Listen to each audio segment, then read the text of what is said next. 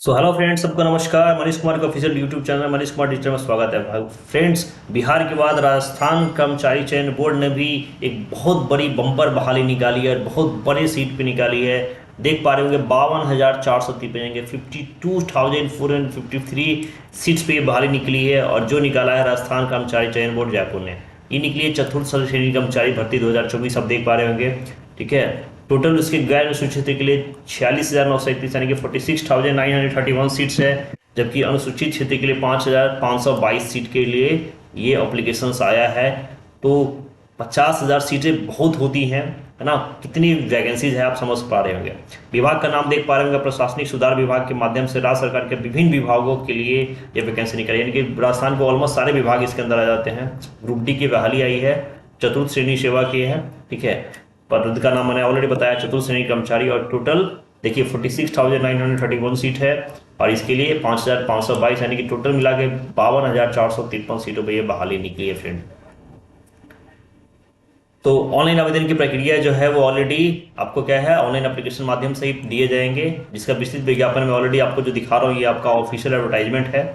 आपका online portal वही है, http.rssp.rajasthan.gov.in जाकर अप्लाई करना है ना। वहाँ पे आपको रिक्रूटमेंट एडवर्टाइजमेंट पर प्लस अप्लाई ऑनलाइन पर क्लिक के एसएसओ पोर्टल के थ्रू आपको लॉगिन करना होता है, जो राजस्थान के ऑलमोस्ट वैकेंसीज में होता है। इसका एक डिस्क्रिप्ट वीडियो में बनाऊंगा कि कैसे हमें अप्लाई करना है, स्टेप बाय स्टेप हर एक चीज़ हम लोग देखेंगे। सबसे पहले हमें क्या करना है, एक बार ही पंजीयन शुल्क आपको लगता है। जितने भी है दिनांक 19/7/2023 के जितने भी अभ्यर्थी अपने एसएसओ आईडी द्वारा क्या करेंगे, लॉगिन करना पड़ेगा उनका, जिनका वन टाइम ओटीआर जिसको हम लोग बोलते हैं, वन टाइम रजिस्ट्रेशन होता है, ठीक है। आप या ई मित्र कियोस्क या जनसद यानी कि सीएस के माध्यम से आप ऑनलाइन जमा करा सकते हैं। सामान्य वर्ग या क्रिमिनल वर्ग के लिए जो आवेदक के लिए रखा गया 600 रुपया इसका फीस है। और राजस्थान का जो नॉन क्रिमिनल श्रेणी है, अन्य पिछड़ा वर्ग, अति पिछड़ा वर्ग, आर्थिक रूप से कमजोर वर्ग है, उसके लिए 400 रुपये के अमाउंट है। और दिव्यांगजन के लिए भी 400 रुपये का फीस रखा गया।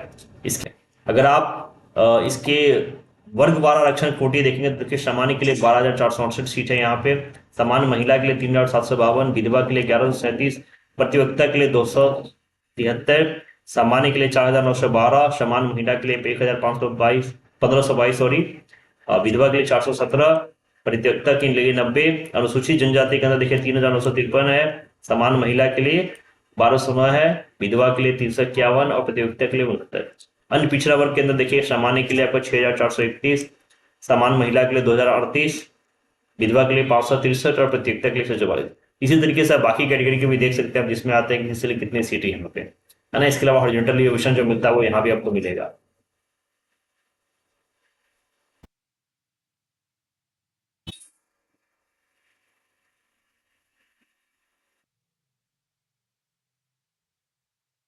बात करते हैं वेतनमान की। देखिए, जो राज्य सरकार तो देश 7वें वेतनमान अनुसार के जो चतुर्थ यानी कि जो डी ग्रेड का जो पे मैट्रिक्स लेवल 1 है, 7th पे लेवल आपको यहाँ भी मिलेगा।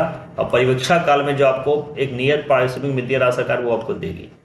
बात करते हैं पात्रता शैक्षणिक योग्यता के लिए। अगर आप सिंपल आप 10th है या उसकी इक्विवेलेंट आपकी डिग्री, तब इसके लिए अप्लाई कर सकते हैं। यहाँ देखिए दो चीजें समझने वाली। पहला पॉइंट उन्होंने दिया है कि मुख्य परीक्षा में उपस्थित होने से पहले जहां लिखित परीक्षा और साक्षात्कार के 2 चरणों के माध्यम से किया जा रहा है, यानी कि यहाँ पे 2 एग्जामिनेशन होने वाले हैं। आपका रिटन होगा, फिर आपका इंटरव्यू भी होना है। इसके बाद साक्षात्कार में उपस्थित होने से पहले जहां लिखित परीक्षा और साक्षात्कार के माध्यम से चयन किया जाना है, यानी कि ऑब्वियसली इंटरव्यू से पहले आपका रिटन एग्जामिनेशन होता है। आप क्वालिफाई करोगे तभी आपका इंटरव्यू में आपका सिलेक्शन होगा, नहीं तो आप नहीं कर पाओगे।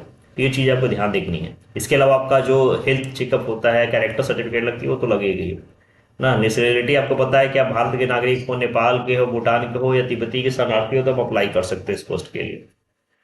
बात कर लेते हैं आवेदक की आयु की। तो देखिए, आवेदक जो है 1 जनवरी 2026 को 18 वर्ष की आयु प्राप्त कर चुका है, यानी कि मिनिमम 18 और मैक्सिमम 40 वर्ष का नहीं हुआ, यानी कि मिनिमम 18 और मैक्सिमम 40 है। इसके अलावा जो रिलैक्सेशन है वो आपको यहाँ भी मिलेगा, ठीक है। वो राज्य सरकार के जो रूल्स होते हैं वहाँ की जो ये, लेकिन मिलेगा किसको, सिर्फ राजस्थान के लोगों को। देखिए यहाँ दिया है कि आयु सीमा छूट के प्रावधान जो है, सामान्य वर्ग की महिला अभ्यर्थी को 5 वर्ष की छूट दी जाएगी, अनुसूचित जनजाति पिछड़ा वर्ग इनको भी 5 वर्ष का, और उसके अलावा दिव्यांग जो है 10 वर्ष का। लेकिन ये सारे राजस्थान के होने चाहिए। तो आप ये देख लीजिएगा कि अगर आप राजस्थान से हैं तो रिजर्वेशन कैटेगरी, अगर आप दूसरे स्टेट से तो आपको ऑन रिजर्व कोटा में की बात है। तो नए नियुक्त होने वाले कर्मचारियों के न्यायानुसार राज्य सरकार दे पैसे, यानी जो न्यू रूल्स है एनपीएस और यूपीएस का, वो आपके ऊपर भी लागू किया जाएगा। पंजीयन शुल्क जमा कराने ऑनलाइन की जो तिथि है, यदि आवेदक द्वारा ओटीआर एक बार पंजीयन शुल्क नहीं जमा किया गया तो पंजीयन शुल्क आप ई कियोस्क या सीएससी द्वारा जमा कर सकते हो। और 21 से एप्लीकेशन ऑलरेडी स्टार्ट है, जो 19 अप्रैल तक, यानी कि 21 मार्च से लेकर 19 अप्रैल आपका लास्ट डेट है। रात के 12 बजे से पहले तक आप एग्जामिनेशन फॉर्म भर सकते हो, पेमेंट कर सकते हो। ठीक है, तो यानी कि याद रखिएगा 19 अप्रैल लास्ट डेट है। ऑलरेडी 21 तारीख से ये लिंक एक्टिव हो चुका है, तो देर मत करिए, बहुत बड़ी बहाली है। जितने भी लोग इंतजार कर रहे हैं तुरंत अप्लाई कर दीजिए इसके लिए। देखिए, परीक्षा का जो आयोजन होने वाला है वो आपका 18 से 21 सितंबर 2025 को होगा, जो आपका कंप्यूटर आधारित परीक्षा यानी कि सीबीटी या टैबलेट होगा, या ऑफलाइन ओएमआर पे भी हो सकता है। ये भी प्रस्तावित है, अब ये कंफर्म नहीं है कि आपको ओएमआर पर होगा या सीबीटी पर होगा। और अगर एक से ज़्यादा चरण में परीक्षा हुआ तो यहाँ नॉर्मलाइजेशन की प्रक्रिया भी अपनाई जाएगी, तो ये ध्यान रखना है हमें। दोस्तों, बात कर लेते हैं कि इसके लिए पदोन्नति जो परीक्षा का स्कीम पाठ्यक्रम क्या होने वाला है। तो देखिए, यहाँ पे जो विषय है आपके सामान्य हिंदी है, जिससे आपके अनुमानित प्रश्न संख्या 30 आने वाले हैं। सामान्य अंग्रेजी से आपके 15 सवाल आ सकते हैं। सामान्य ज्ञान के अंदर आपका भूगोल, इतिहास, भारतीय संविधान, सामान्य विज्ञान, समसामयिक घटनाएं और बेसिक कंप्यूटर, इन सभी से 10-10 सवाल, यानी कि टोटल मिला के 50 सवाल आपके सामान्य ज्ञान से भी होने वाले हैं। और सामान्य गणित सबके 25, यानी कि कुल मिला के 120 सवाल होंगे, जिसके लिए आपको 120 मिनट यानी कि 2 घंटे का समय दिया जाएगा। देखिए, पैटर्न में जो क्वेश्चन आने वाले का है वो आपका ऑब्जेक्टिव टाइप क्वेश्चन होगा, 200 मार्क्स से होंगे, 120 नंबर के क्वेश्चन है, 2 घंटे का पेपर होगा, सभी को इक्वल वेटेज मिलने वाला है। और निगेटिव मार्किंग आपका 1-3 होने वाला है, यानी कि 3 क्वेश्चन लगातार गलती हो जाती है तो 1 मार्क्स आपके रिडक्ट कर दिए जाएंगे, यानी निगेटिव मार्किंग रहने वाली एग्जाम, ये ध्यान दीजिएगा आप लोग। ठीक है, यहाँ पे देखिए समान पाठ्यक्रम दे दिया गया है कि सामान्य हिंदी के अंदर क्या क्या सिलेबस होने वाला है, जनरल इंग्लिश में क्या होने वाला है, भूगोल में क्या होने वाला है। इसको आप ब्रीफली देख लीजिएगा ऑफिसर एडवर्टाइजमेंट के टॉपिक्स क्या है, ताकि आप इसको तैयारी कर पाए।